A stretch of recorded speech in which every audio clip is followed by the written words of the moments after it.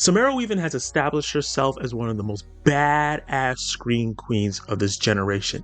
Her performances in Ready or Not, the Babysitter franchise, Gun Akimbo, and even Mayhem has established her as someone that is just made to be in horror. This motherfucker don't miss. Motherfucker don't miss, man. And Azrael takes it up a notch. Let's talk about it. Azrael starts years after the apocalypse. It's an action horror movie featuring Weaving as a young woman on the run from a devout cult of mute zealots who want to sacrifice her to an evil entity. First and foremost, this movie is carried by Samara Weaving. The rapture happening and people's voices being taken away. This movie is mostly silent. There's no dialogue. She has to do a lot of heavy lifting with just her facial expressions. A lot of the storytelling is through her face, her body language, and she absolutely nails it, showing the fear, the horror, the triumph, the sadness, and all the different ranges of emotions that she goes through this film. And I gotta say, she has one of the most expressive faces, one of the most impressive expressive faces I've ever seen on an actor in my life. She's like she's in a Tim Burton animated film and has come to life. On top of all that, the physicality that she brings to her role is absolutely fantastic. The character Azrael goes from hell and back, running, scratching, fighting, crawling, away from the cult and away from these creatures. And give a big shout out to the makeup team for really putting the wear and tear on her, but her physicality also showed how badly she's been through all the different things she goes through this film. When I tell you that this character goes through a lot and in the couple of days of this film plays out, she goes through a lot. And while the religious zealots, the cult, the mute cult that's here is nothing special, it's nothing you've never seen before, maybe like a show like The Walking Dead, the creatures that they're trying to sacrifice her to are something else. They're really, really freaky looking. They're like a combination of fast running zombies and vampires, but burnt to a crisp.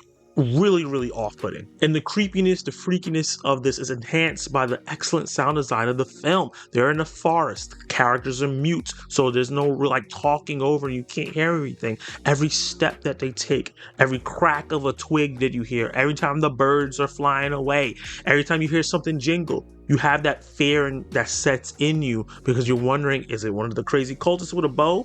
Or is it one of these really crazy creatures that act really weird and move really weird? It must be dancers that they got to play these characters. It's really awesome. And while some movie sets up eerie atmosphere and don't really deliver on the actual scares, this movie actually does. When you think something bad is going to happen, something bad is going to happen. And while I don't think this movie is the most scariest film ever, it is a horror action film, and the movie delivers on the gore and the carnage. I was very surprised by how much gore and how bloody and how great the practical effects in this film was. And then the actual action is really, really strong. There's a take action sequence in this film that's better than some action movies I've seen all year. And I think the third act is some of the best parts of the film. It absolutely goes bonkers in a way that I can appreciate, especially the last 10 to 15 minutes. I really enjoyed the ending.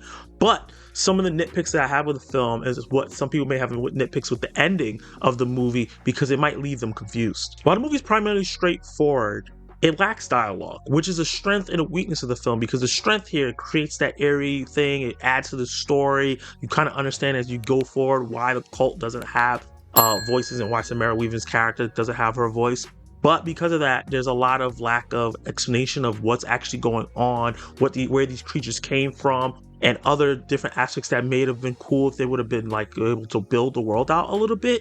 Like there's a hint of something there that's like a little bit of a twist, but it doesn't get really explored or explained because the characters can't talk. So I can see a lot of people by the time they get to the end of the movie have a lot more questions than answers on certain things, which can feel, be kind of dissatisfying. And for me, even though I like the movie overall, I just really wish there was a little bit more explanation for things. Despite all that, if you're down for a gory, action-filled, eerie, good time and with a banger performance by Samara Weaving once again, give Azrael a chance. It's in theaters right now and it should be on Shudder in a few weeks, and I really highly recommend it. It's not gonna blow you away, but it's really, really good time, especially for spooky season. So with that said, I'm gonna give Azrael a C+.